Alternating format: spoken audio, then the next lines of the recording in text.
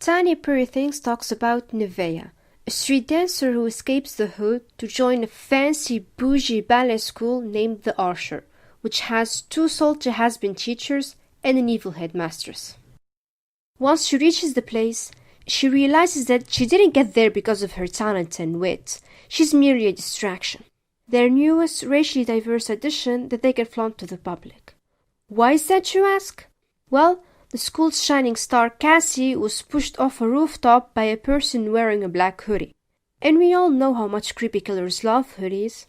Not to victim blame or anything, but she was dancing over the edge on her tiptoes.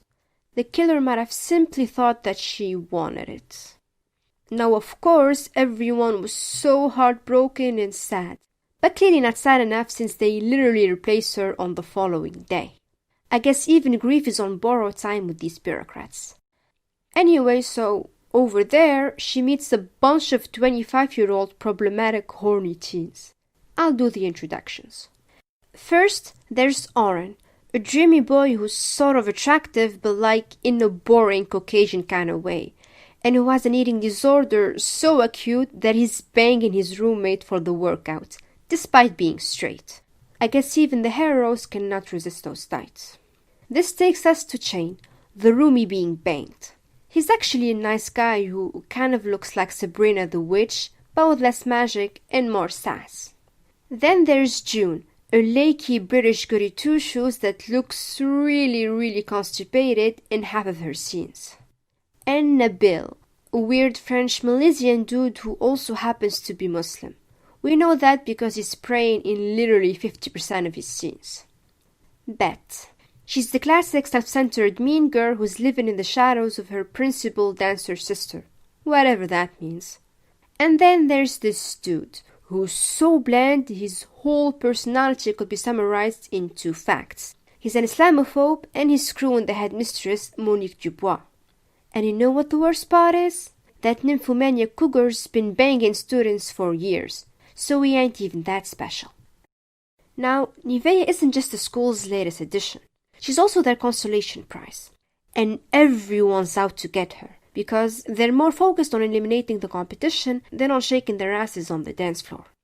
Might be the curse of the entitled, because these kids get away with pretty much anything.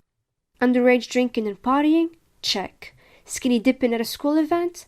Check. Public fornication? Check. One thing they can't get away with, though, is being number 2.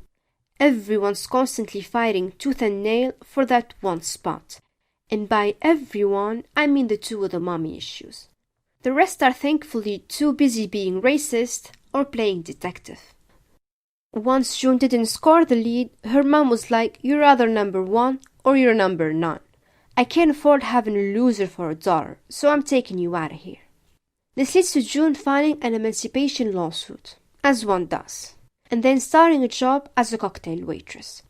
Soon enough, she figures out that the place that she works in is actually a pedo heaven, sponsored by none other than their pedo headmistress, Monique, who gets large donations in exchange for innocent ballerina abuse gift cards. To make matters worse, their sexist prick for a teacher decided that the perfect way for the students to deal with their grief is to base an entire dance choreography on a real-life pervy serial killer, Jack the Ripper, and then make them fight for the lead role. This was the final straw for the girls who were like, "Not on my watch, we're feminists now." So they did the little coup, orchestrated the little trap, and contacted a journalist hoping for a Me Too sequel expose. Then a day later, they bailed because screw female empowerment, they prefer clout. Meanwhile, the boys were, well, doing boy things, as in they're all thinking about wetting their wigs and boinking babes, old women, and each other. And Nevaeh decided that she wants in on the fun as well. So she grabbed Nabil and kissed him in front of his dying ex-girlfriend's vegetable body. Cold. Then she was like, "Nah, I actually like America," and moved on to Oren, who somehow along the way decided that he was in love with her. Good thing his ex-girlfriend started dating a Latino homophobe. She must have developed a crush on him while mistaking him for a drug dealer an episode back. It happens. Since this is a mysterious whodunit, everyone is a suspect in the attempted murder of Casey, who's currently in a coma. No need to look further though, because you know that they're already blaming the brown Frenchy Muslim, who happens to be her ex. No surprise there.